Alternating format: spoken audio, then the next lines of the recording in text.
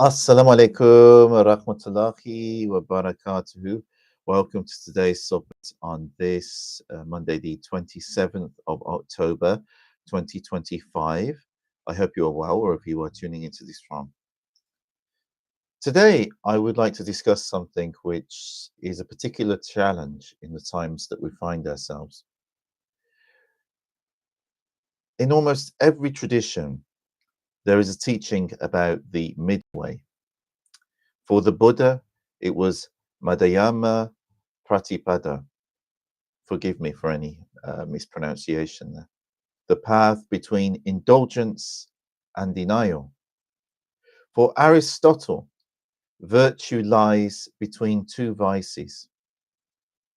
And for Islam, Allah declares in the Holy Quran, in Surah Al-Baqarah, Ayah 143, we have made you a moderate nation, so you may bear witness to humanity, and the messenger may bear witness to you. The middle way is not a neutral path, as some may think. It is a sacred act of resistance against every form of imbalance, cruelty, excess, and extremism, wherever that may arise from. We're living in a time of extremes, political, social, and spiritual. How many of you have noticed that many a conversation that we have today becomes a battlefield? Everyone has their idea, their ideology set in mind, and that belief becomes an identity badge. And any disagreement is treated almost like an act of war. Whether it's religion or politics, climate, culture, people are pushed to choose sides. And when they don't, they get cancelled. But life, as the Quran says, was created in balance. And when we lose that balance, the world itself trembles. To walk the middle path is not to stand in the middle of arguments.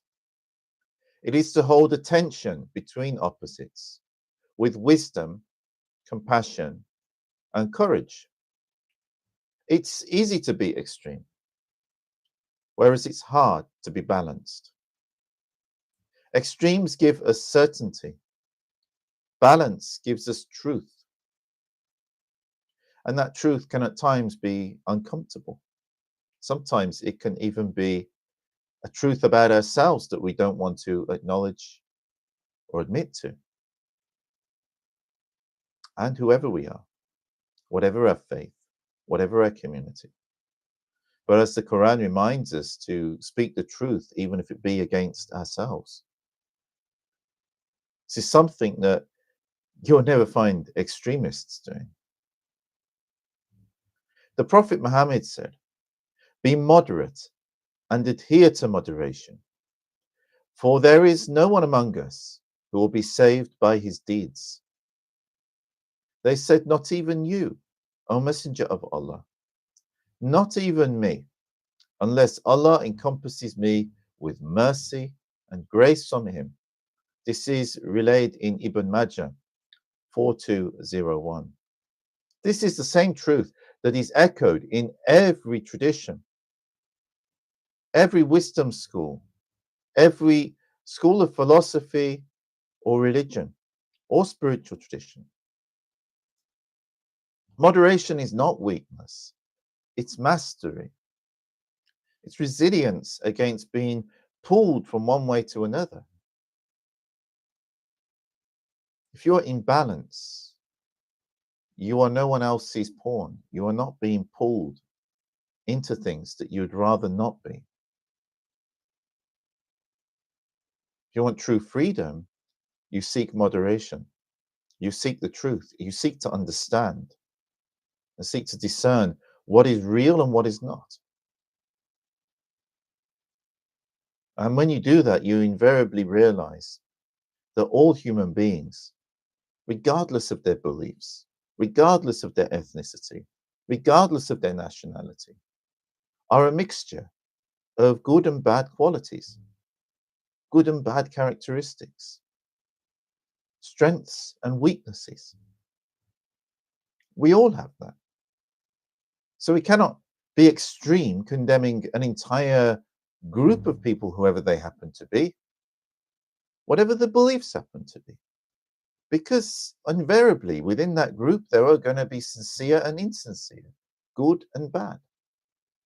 This is something that the Quran teaches us, where the Quran highlights that among the Al-Kitab, the peoples of the book, the Jews, the Christians, the Zoroastrians, and others, there are some who are very pious, very sincere, very believing, and very honest. And if you give them even a mountain of gold, they will return all of it to you. And some, even if you leave them with a small coin, you will never see it again. Some people think this only applies, or this is something the Quran is only saying about people of other beliefs and other communities. But the Quran is very clear in talking about Muslim communities that there are believers and there are munafiqeen. It's the same message. It's just saying that the Muslim community will have the same issues. And boy, do we have the same issues today. So when we realize this, and we realize that this is human nature, this is human weakness and human failing, and also even amongst people of other communities and other beliefs, there may be people that are good, are sincere, even if they're saying some things that we disagree with. How can we adopt an extreme position on anything?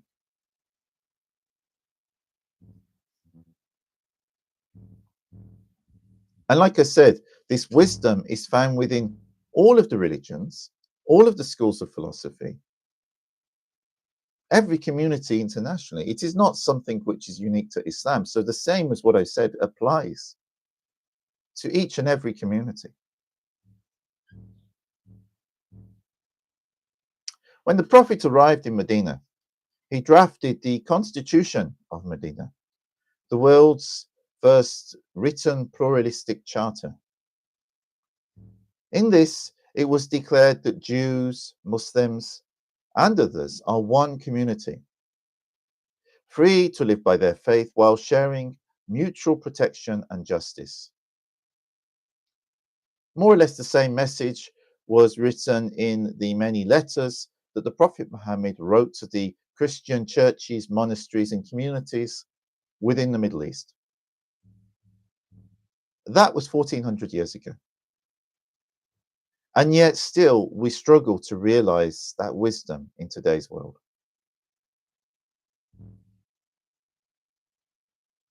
The lesson is that community doesn't require sameness, it requires fairness. Peace is not achieved through uniformity, but through justice grounded in mercy. And whether that peace is within a nation or between nations, the same truth applies.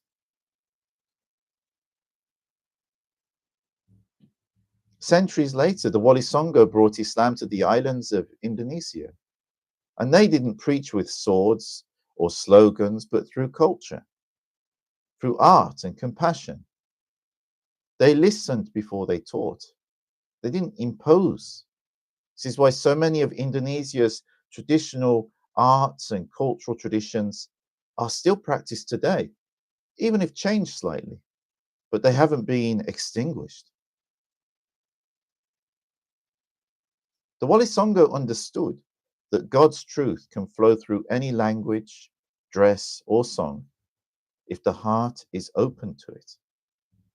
And their path was called tadrij, gradual, gentle transformation. It is the art of guiding the heart and not forcing it. And this is exactly what the modern world has forgotten and vitally needs in the present times. when balance becomes a revolutionary act. To be balanced today is almost like a kind of rebellion. In a time of noise, silence is radical. In a culture of outrage, kindness becomes kind of subversive. And in a world of self-interest, service, that's revolutionary. The middle way is not passive, it is active.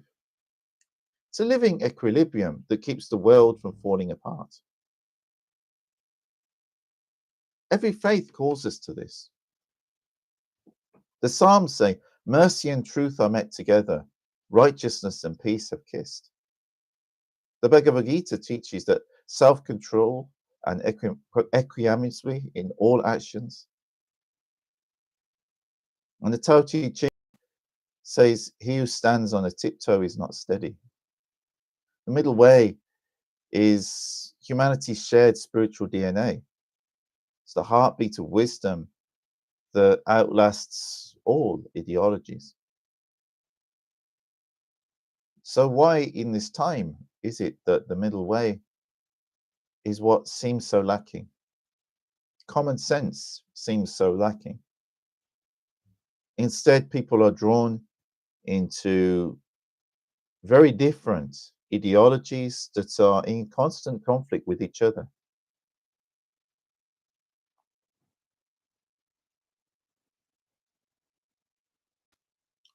Reality is that a lot of people tend to stick within their particular interest communities, whether in person or whether online. And this creates bubbles. And this group is thinking like that, this group is thinking like that, this group is thinking like that. And they're not talking or listening to each other. And when they meet, they're sometimes talking at each other, thinking that their truth, what they believe, what they are thinking, is the exact truth. And there is no other way of seeing things. This is what creates a lot of conflict. And then they go online. And when they're on their various social media platforms, each of these is feeding them what they're interested in. And so this undermines their understanding of others, unless they actually follow a very diverse range of channels, in which case the algorithms will start to feed them content which is much broader instead of being very narrow.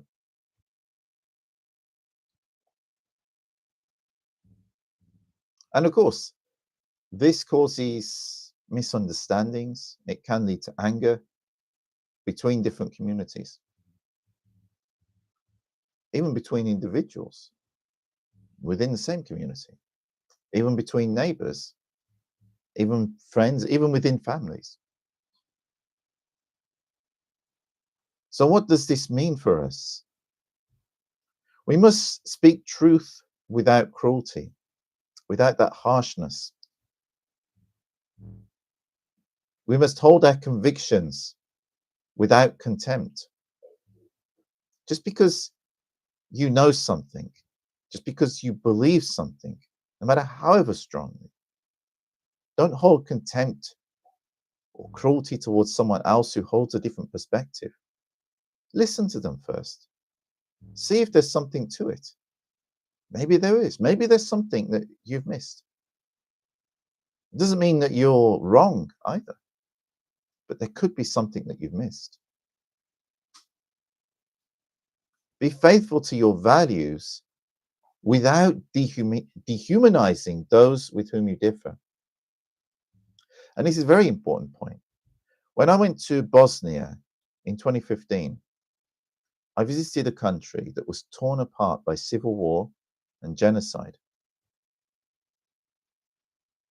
At first glance, you cannot tell who's Bosniak, who's Serb, who's Croatian. They look very, very similar. They more or less are ethnically the same people. They even speak this pretty much the same language, although they call it Bosniak, Serbian, and Croat. But the reality is they can all understand each other. It's more or less the same language. They eat more or less the same foods. They were, for so many decades, maybe centuries, neighbors. But because there was a concerted effort among Bosnian Serbs to dehumanize the Bosniaks, this led eventually to violence and genocide, because they were no longer seeing the Bosniaks as human. So be very careful of dehumanizing any group of human beings. Because if you take one life, it is the same as if you've taken all of humanity in the sight of God. This is something that Allah teaches us in His book. And we do not know the end of any soul. We do not know who Allah is going to allow into paradise and who Allah is going to allow into hellfire. None of us really know that. This is a decision that Allah subhanahu wa ta'ala will make. So beware of dehumanizing people. Because dehumanizing, especially any people, any group of people, can lead to really terrifying consequences. And once that starts to take root within a society, it tends not to be just the initial group that was dehumanized either. Because once that becomes normal, others dehumanize. It's contagious. And contagious with terrifying results.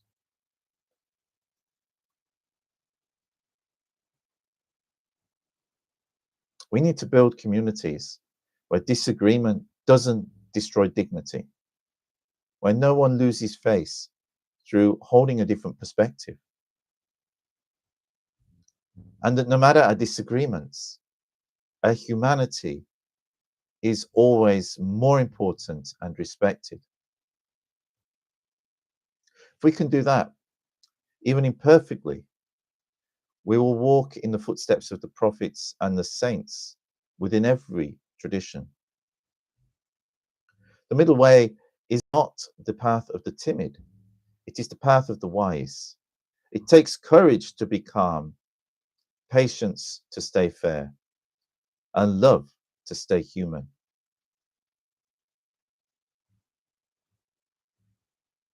So be present, be balanced, and be kind. May Allah bless you all. I hope you find this useful. And if you enjoy these videos and podcasts and my other content, please do subscribe to my Buy Me a Coffee if you can, and to like and share these videos with anyone who may be interested. May Allah bless you all. I wish you all a wonderful and blessed week, and I'll see you next time, inshallah, on Friday. Assalamu alaikum wa rahmatullahi wa barakatuhu. May the peace and blessings of God be with you all.